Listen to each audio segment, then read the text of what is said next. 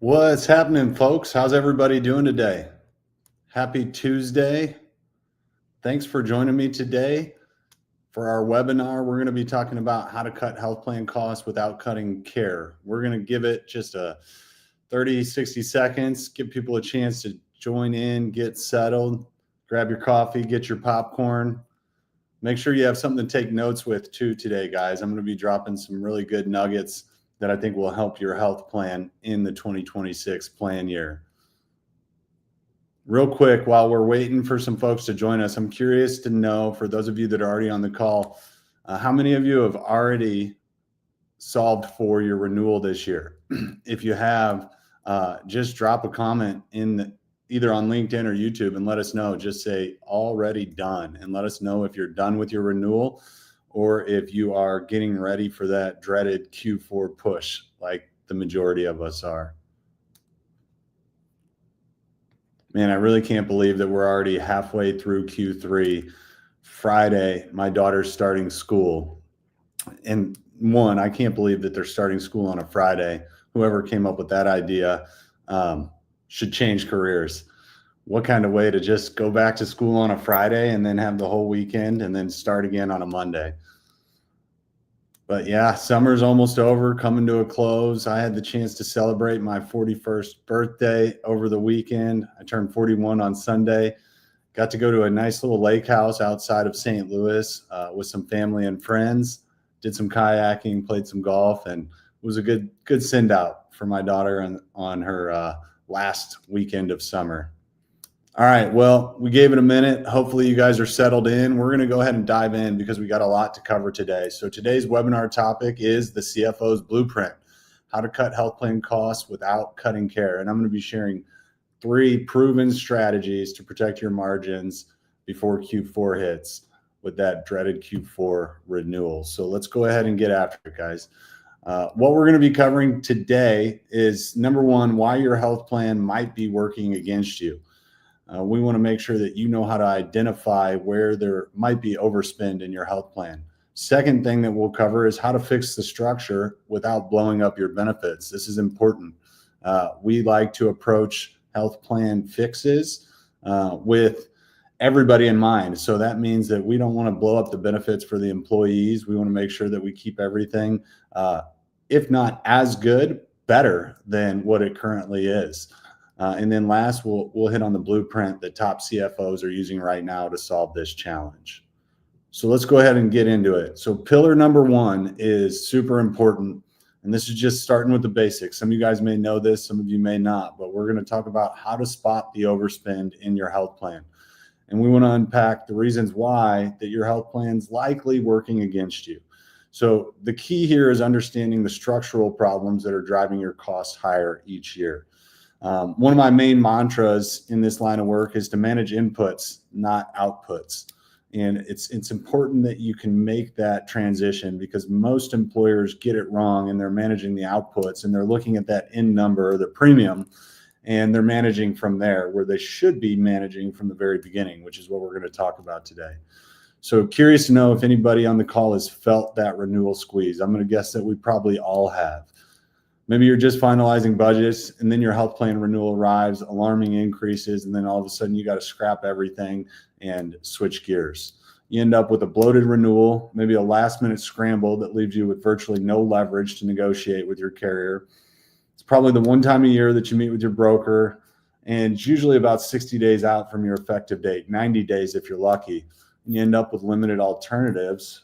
And in that scenario, you end up choosing the least bad option. So the choices presented are typically going to encourage cost shifting or carrier switching. We like to call that carrier ping pong. Nobody enjoys playing carrier ping pong.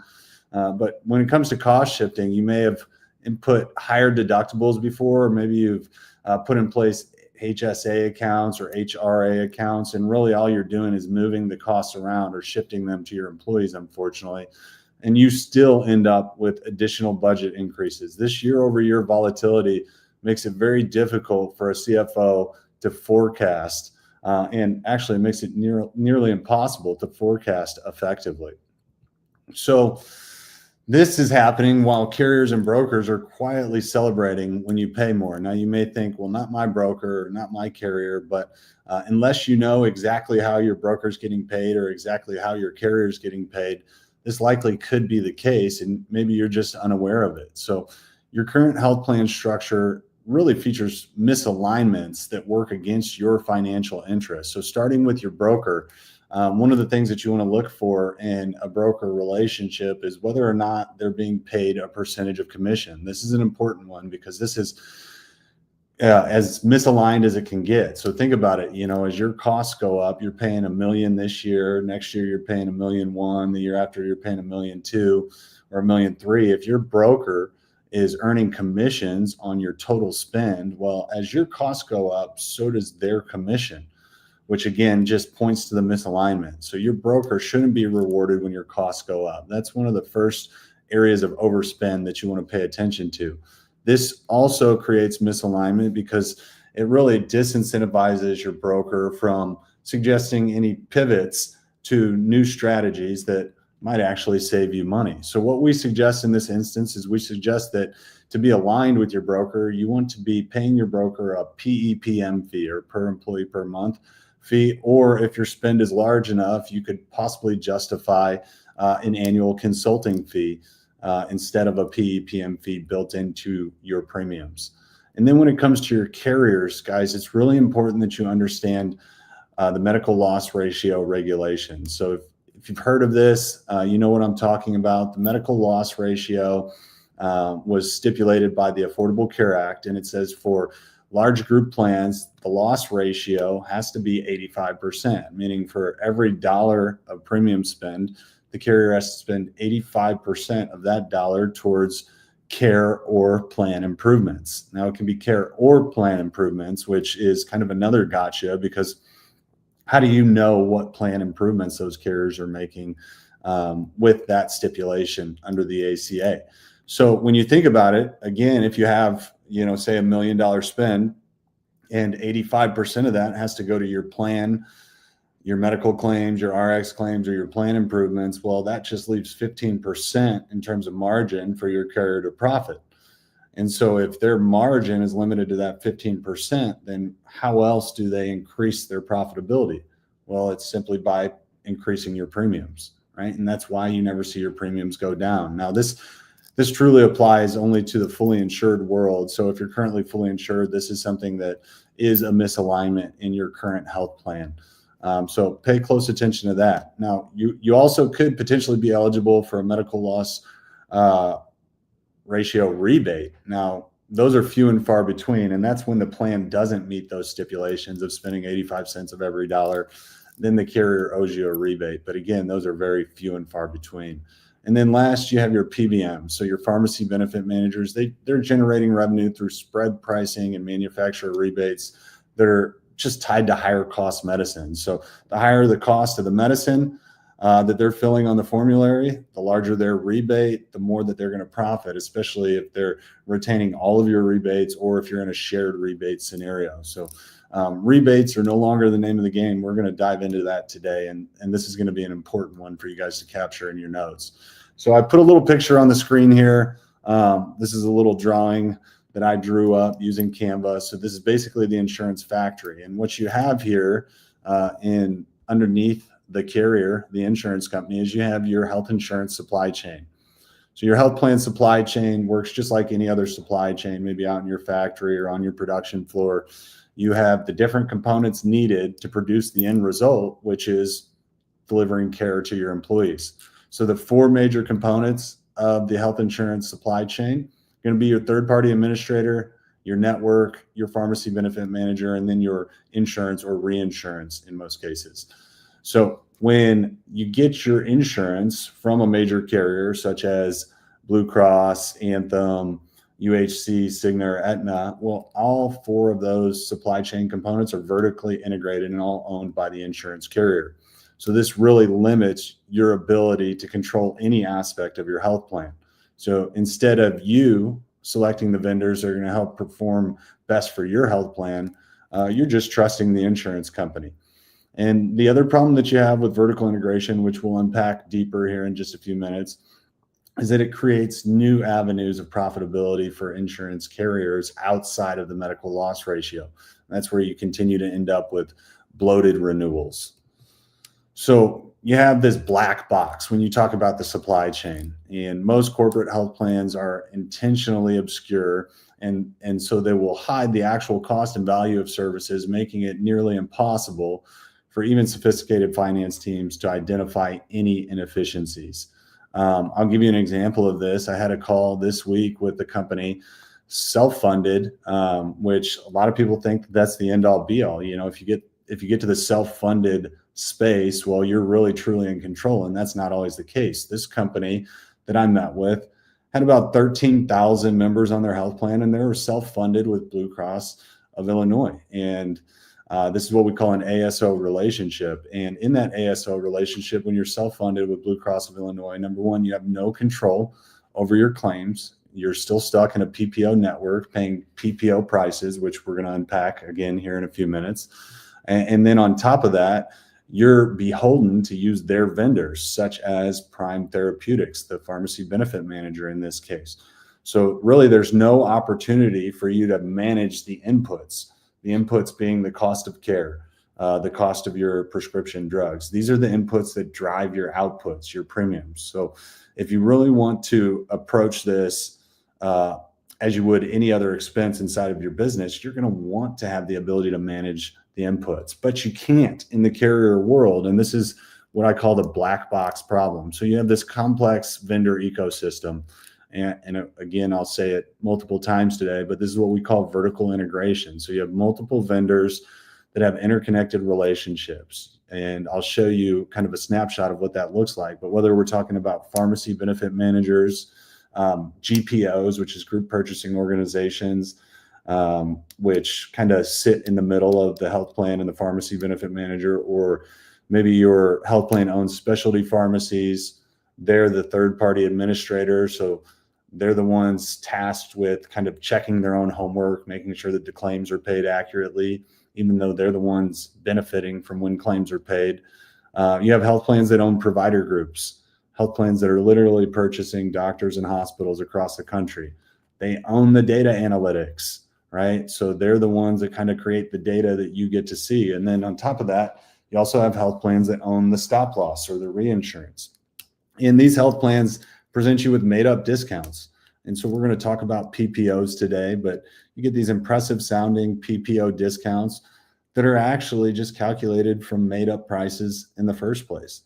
So when you truly understand how PPO discounts are negotiated, you have the hospital or the provider facility that sets this artificially inflated price at the very top of the price spectrum that nobody's actually ever going to pay. And then when they come to the table to negotiate with your health plan negotiates a 60% discount or a 40% discount. And they say, yes, we have these great PPO discounted network rates that your plan is going to be able to take advantage of. But why, when you have these great PPO discounts, does it still truly never feel like your premiums are getting any better or your costs are getting lower? And then the last problem with the black box is that you have unauditable networks. So you're not going to be given the full scope of data. You're not going to be given the full picture. The provider contracts are confidential. God forbid you try to inquire about what you're actually paying. And then this really prevents any meaningful analysis of what your true purchasing power is. So this is what I was talking about just a second ago when I mentioned vertical integration.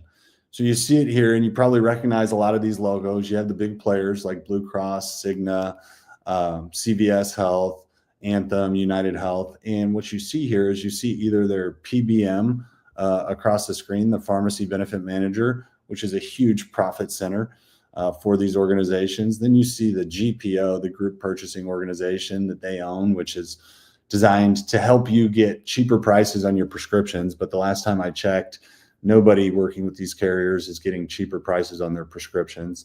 Then you have their specialty pharmacy, their mail order pharmacy, and it's just a vertically integrated nightmare of profitability and margin for the carrier. But for you, it's just added expense on top of expenses that are already too high, unfortunately.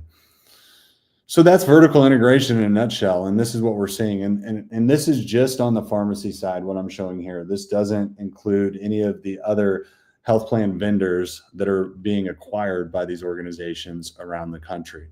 So ultimately, what is this? This is a supply chain problem.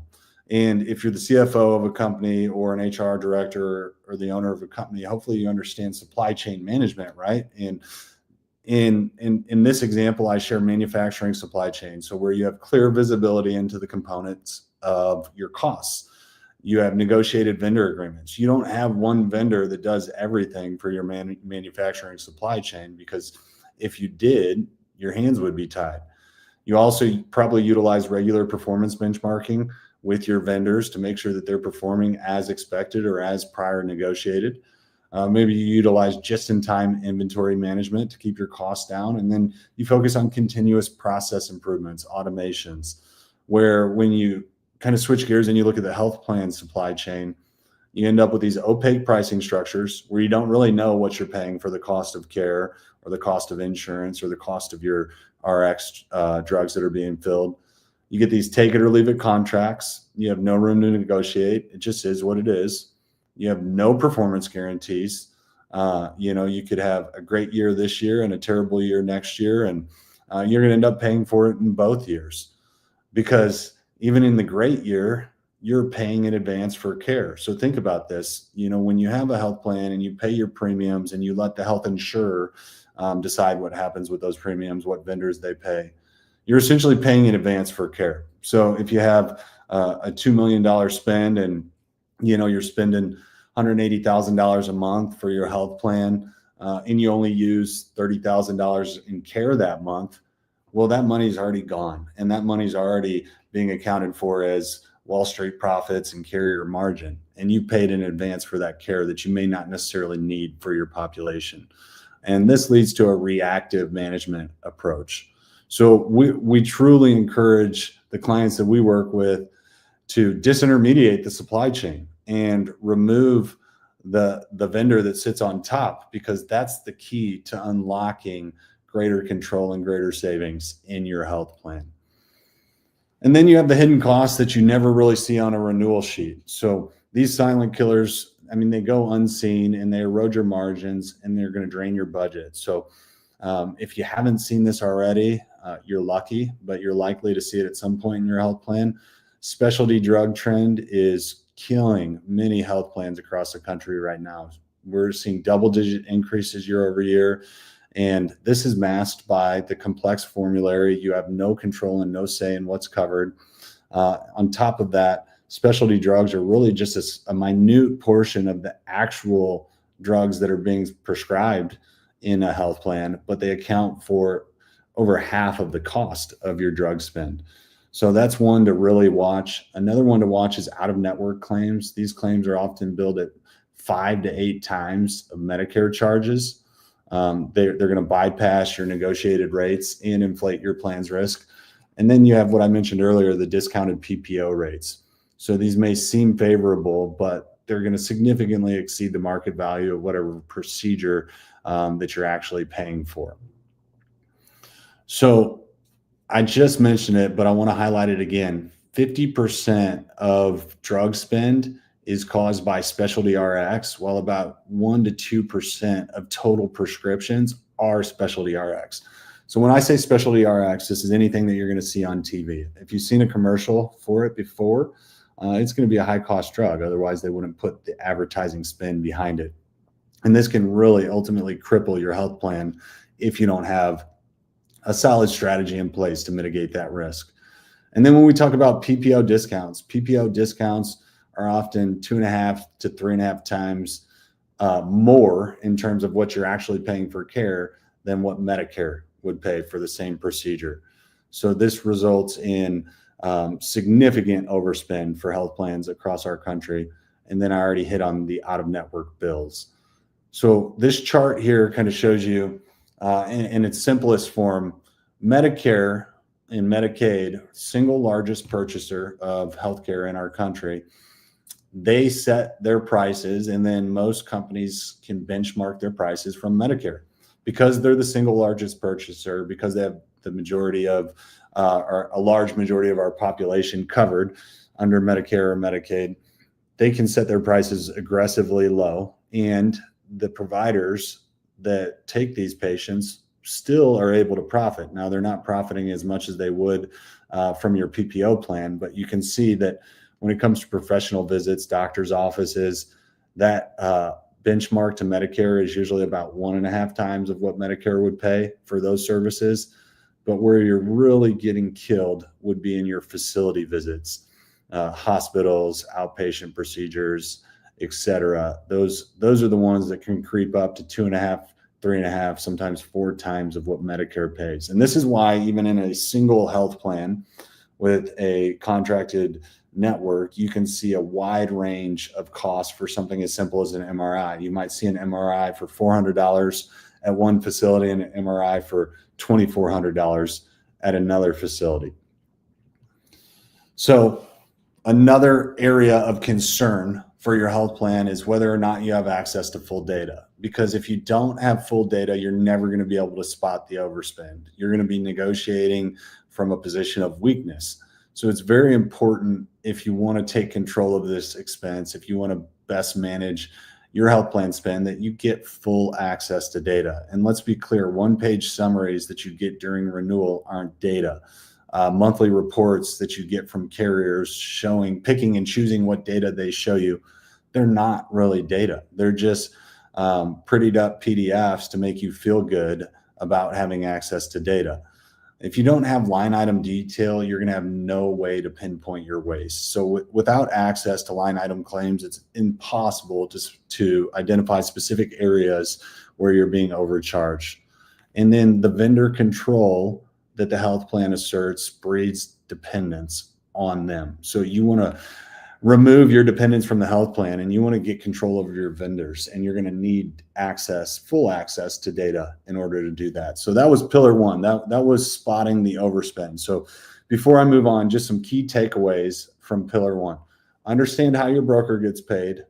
Understand your carrier's relationships with the vendors in your health plan, and then look for access to data when you're looking for your next health plan vendor partner.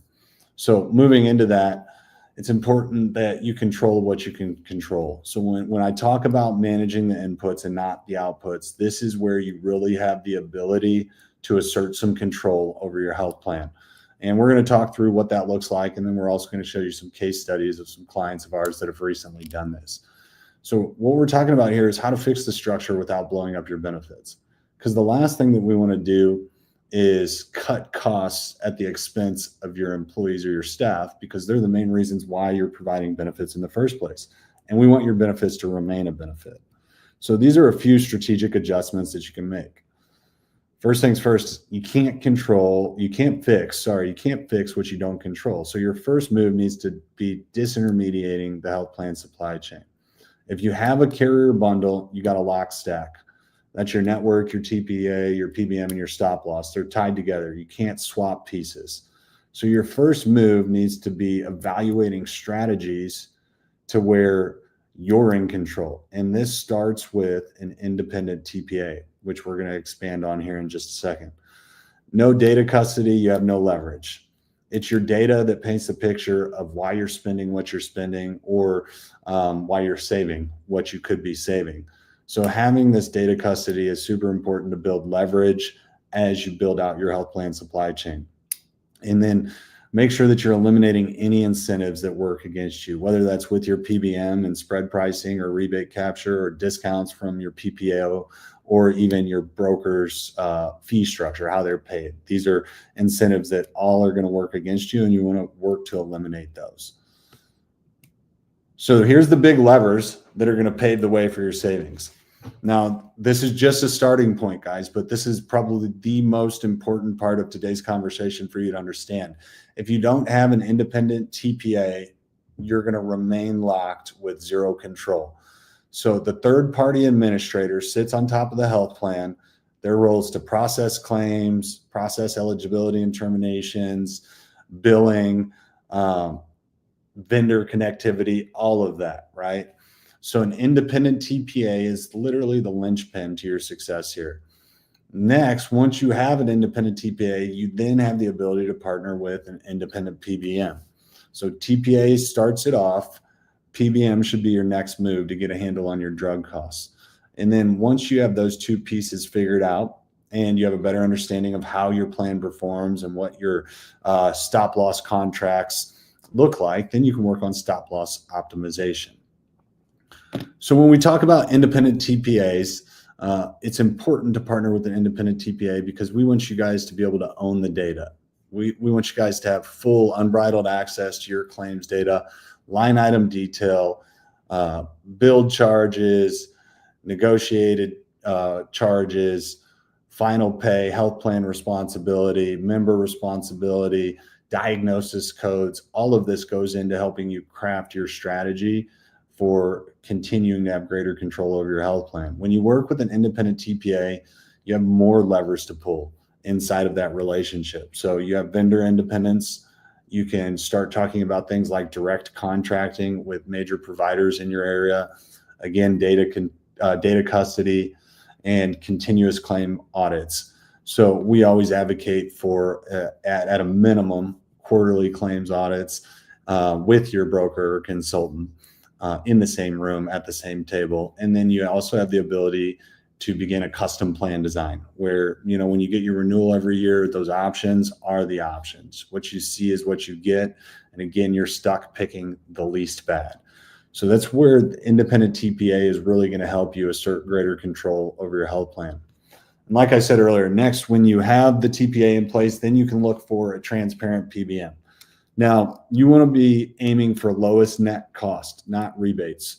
Rebates are no longer the name of the game. Rebates are just simply a distraction that today's health plans are using and today's PBMs are using to keep you engaged, saying, yeah, we get big rebates over here. Well, I got a question for you.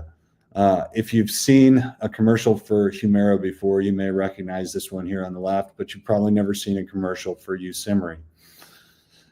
There's no difference between these two drugs other than one is owned and marketed under Humira. The other is Yusimry known as a biosimilar. The big difference between these two drugs is the cost. Yusimry is about 92% less in terms of cost than Humira.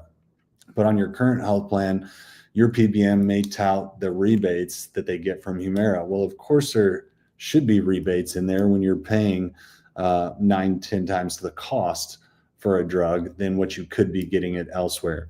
So again, guys, it's important to aim for lowest net cost, not rebates. A bigger rebate check doesn't also mean that you got a lower cost. High rebates almost always correlate with higher overall drug spend due to inflated list prices. So what you see here on the right is you have the list price where the drug starts off, and then you have the manufacturer rebate that's baked on top of that cost, and then you have spreads or fees associated with the PBM, and then finally you end up at your cost. So all along the way, the added complexity of that supply chain is adding to your cost. So the true target should be lowest net cost, not biggest rebate. And if you're in a relationship with your PBM where you may have shared rebates, I encourage you to ask for that data and see what they say. We had a recent example where a client was level funded with Cigna and started inquiring about rebates that we were going to see under the plan because this client was paying for Humira and a few other drugs. It was costing them quite a bit. And the carrier's response was, well, it's a shared rebate, so we can't actually show you what that rebate looks like. And by the way, the rebate's shared with every other level funded employer.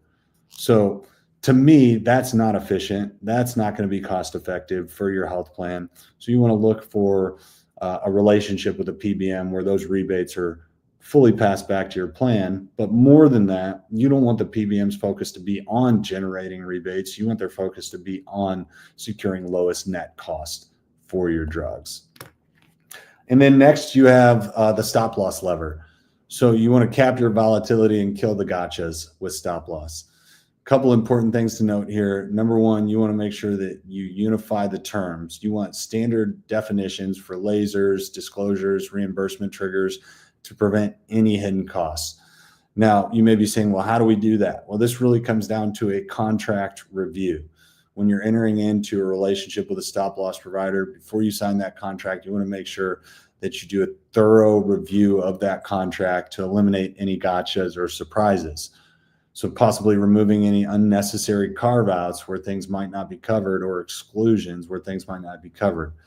And then also, when entering into negotiations with a stop loss provider, you want to make sure that you're leveraging accurate data. So as good as your data gets, like, you want to get the best possible data to present to whoever's underwriting the plan, or who's ever underwriting your stop loss. You want to have the best data possible, because it's the data that tells the story. And you want to be able to craft the story that you're telling to the stop loss provider in that situation, so you can get the best underwriting possible. So look for a stop loss partner that can either offer rate caps or maybe no new lasers in perpetuity. They are out there. We can show you how to find them if you don't know. And so once you understand those components, you really just have a couple important steps here to take to build out the independent chassis. And again, this is just a starting point, because what I said earlier is these are the big levers that you can pull. Once you pull these big levers, there's so many different levers inside of this opportunity that you can continue to pull to manage your costs. And that's where the implementation map comes in. So first things first, select your TPA, prioritize transparent claims data, claims editing capabilities, comprehensive reporting, and added bonus points if they have the access to a range of direct contracts or experience in implementing direct contracts. Once you've selected your TPA, you want to secure your PBM. You want to focus on a PBM that's going to be offering transparent pass-through pricing. So essentially, the price they pay is the price that you pay. And then maybe you pay a PEPM or a fill fee on top of that. You also want to look for complete formulary control. You want to have the ability to say, hey, no, we're not covering Humira because it is 90% more expensive than Usimary. So you want to have the ability to maybe say, hey, we're covering biosimilars only, or put prior authorization steps in place with your PBM for those high cost drugs. Then you're going to want to optimize your stop loss. So make sure that you're very strategic about the stop loss limits that you choose for your aggregate stop loss, as well as your specific stop loss. And then finally, you want to develop an implementation map. This isn't just a 90-day runway. This is a 3 to 5 year plan, which starts with identifying how you're going to rebuild the supply chain. And then once you identify how you're going to rebuild the supply chain, you want to identify what mechanisms you can use next over the coming years to better control your costs. So let's take a look. Here's a real high level overview of what a 3 to 5 year roadmap may look like. So this is a case study of one of our clients, True Fitness. They're a national fitness equipment manufacturer with close to 200 employees. They were spending over $35,000 a month on 3 drugs. And it became a problem only when they had access to data. So they started off in a fully insured arrangement. And when they moved to a level funded arrangement, when they changed their funding structure, they were able to identify what was driving their spend. And a lot of it was to do with these 3 drugs that were costing over $35,000 a month. Well, unfortunately, in the level funded arrangement that they were in, even though they were able to save money moving from fully insured to level funded, they just ended up spending that money on those specialty drugs, and they had no control over the formulary where they were at. So they knew at that moment then that the only way to control that drug spend going forward was to unbundle their supply chain. So they decided to move to a captive arrangement, reducing their risk and the administrative bloat. This allowed them to take control of their pharmacy management. They implemented an independent PBM with active management of their formulary and access to biosimilars. This reduced their specialty costs by as much as 63% annually overall. And at the same time, they made the move to the captive. While they changed PBMs, they also implemented a direct contract. Now, this is where I've seen companies make this mistake before, where you move to an independent supply chain and you only focus on the problem that you have at the moment, such as the pharmacy problem. But this kind of leaves you exposed for having additional problems that aren't problems today. So if you can address them before they become problems, you're going to put yourself in a better situation. And that's what True Fitness decided to do by implementing a direct contract with a large local health system here in the St. Louis market. They were able to effectively cut their medical claims costs by 20 to 30% over what they were paying in the Cigna network prior to that. So this is, again, just a real high level example of what a 3 to 5 year roadmap may look like. But one thing that I want to point out here is you want to protect employees in order to protect retention. So we're not cost shifting with any of these strategies.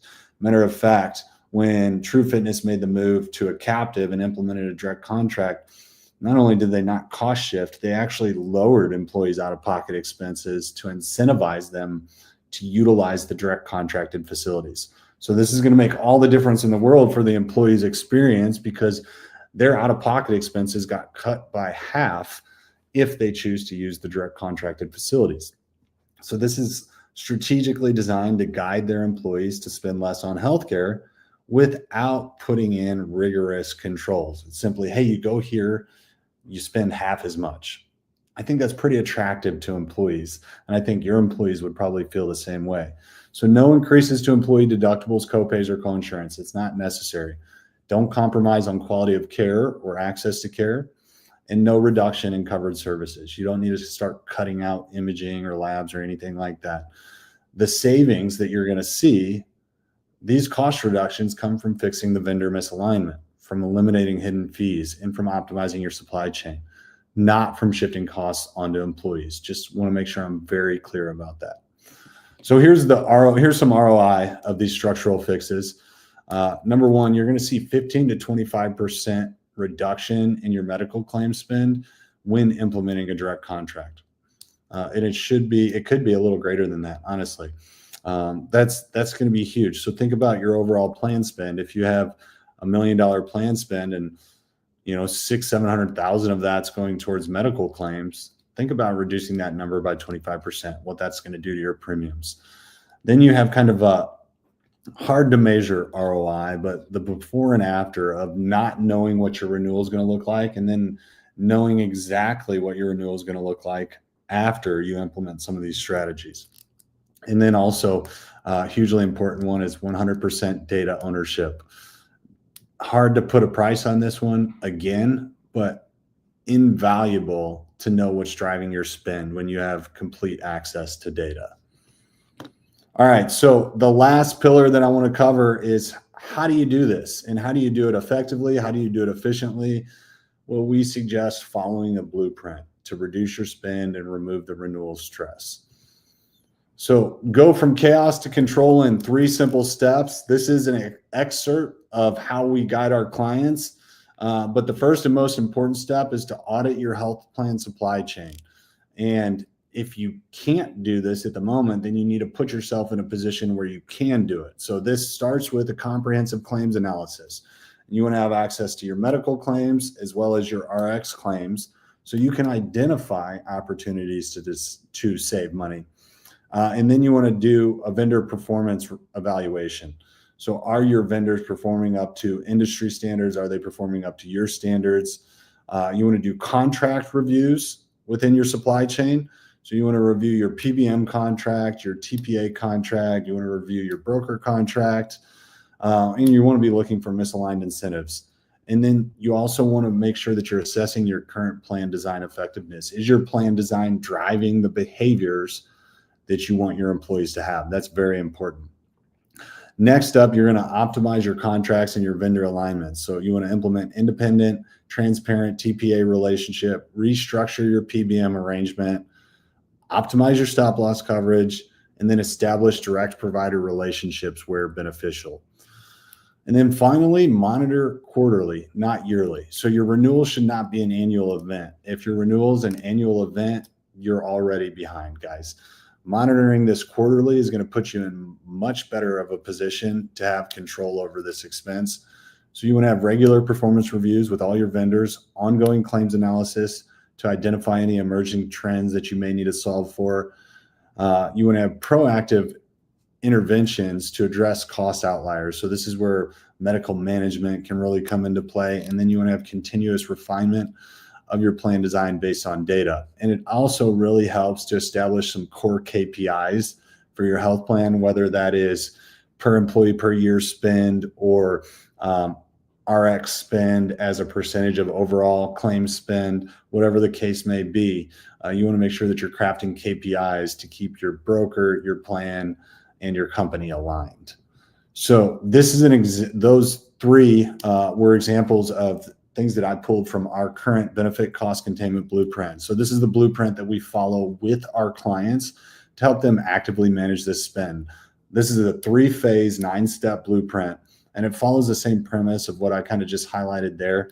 But without going into too much detail here, each step of the blueprint builds upon your success with your health plan. So starting with establishing the right support, gaining insights into your plan, creating operational efficiencies within your health plan ecosystem, developing a long-term roadmap. So not just having a plan for this year's renewal, but having a plan for the next 5 renewals, evaluating vendors effectively, designing an enrollment that's going to support your goals and your KPIs, launching that enrollment, measuring success, and then maximizing your ROI. If you're interested in learning more about the blueprint, there's a video on our website that explains in detail all 9 steps. It's about a 20-minute video, but it goes into pretty good depth of what occurs in each steps of the blueprint. So I encourage everybody on the call today to stop playing the Q4 game. The renewal playbook shouldn't look like we meet with our broker once a year. We choose the least bad option. We're looking at a spreadsheet and we're evaluating based on price. I will tell you that most companies are choosing a vendor, a health plan vendor, when instead they should be focused on choosing a strategy. It's more important to choose your strategy than to choose your vendors. So stop placing all the negotiating leverage with the carriers and start taking some of that back. So here's what a typical Q4 renewal should look like. Q2, you're having strategy development meetings. You're planning 6 months before your renewal. You're analyzing your current plan performance. You're identifying your objectives for the upcoming year. Q3 is where you go through the vendor benchmarking process. So you're evaluating the vendors inside of your ecosystem and potentially new vendors outside of your ecosystem for alignment. And then Q4 is where you already have your strategy set. Now you're just working on negotiating the terms of these contracts. And this is how you can finalize your renewal before your renewal season even begins. Here's another quick hit story of one of our clients that went from renewal panic to renewal predictability. This is Pittsburgh Pipe. They're a steel pipe manufacturer. So before implementing our blueprint, they had annual double-digit increases. They were averaging about 12% a year. Always a last-minute scramble to make decisions. They went the high deductible route to save costs. They had unpredictable budgets. Like I said, regular benefit reductions to manage their costs, limited data visibility, and employee dissatisfaction due to the high deductibles. After implementing, they went 3 years without hitting 12% in aggregate increases. So from 12% a year to 3 years in a row without hitting 12% in aggregate. They have a 12-month proactive strategy baked out. They've carved out their PBM and they have a specialty RX strategy. They've enhanced benefits while lowering employee out-of-pocket expenses, and they have full transparency into claims and utilization. This all leads to increased employee satisfaction. Look, here's the deal. When you change the supply chain, you end up with greater predictability, which leads to greater profitability in this segment of your business. You're going to get more predictable budgets, you're going to have measurable ROI, and you're going to be able to reduce your liability or your exposure. It's that simple, guys, but you have to understand the process. It's not about choosing a vendor, it's about choosing a strategy. So to wrap up here, here's what I encourage everybody to remember. Most health plans are designed to work against your financial interests. You have to understand how to spot that misalignment and how to spot the overspend. Fixing the underlying structure is going to deliver the fastest path to sustainable savings. And this goes back to managing inputs, not outputs. So addressing your vendor relationships, the folks that are going to actually help you control the cost of care. And then significant cost reductions are 100% possible without cutting employee benefits. And many of our clients actually do it while improving employee benefits. So if you're curious to know what this might look like for your company, you can schedule a meeting with us. We'd be happy to offer you a complimentary 30-minute health plan audit to help you identify any misalignments or talk about where we can find immediate savings opportunities. And if you're not ready to meet with us, you can always send me an email or DM me on LinkedIn, and I'd be happy to share our mid-year checklist, which highlights basically all of the strategy that we just talked about, from what to evaluate, where to look, what stones to uncover, and then as well as it includes vendor evaluation scorecards. So if you're not ready to meet, totally cool with that, guys, but I just want to help you out any way that I can with Q4 right around the corner. So that's all I got for you today. Really appreciate everybody jumping on. Hopefully you're able to take something back to your organization and make an impact with this strategy that we discussed today. Thanks for coming, and hope to see you guys next month.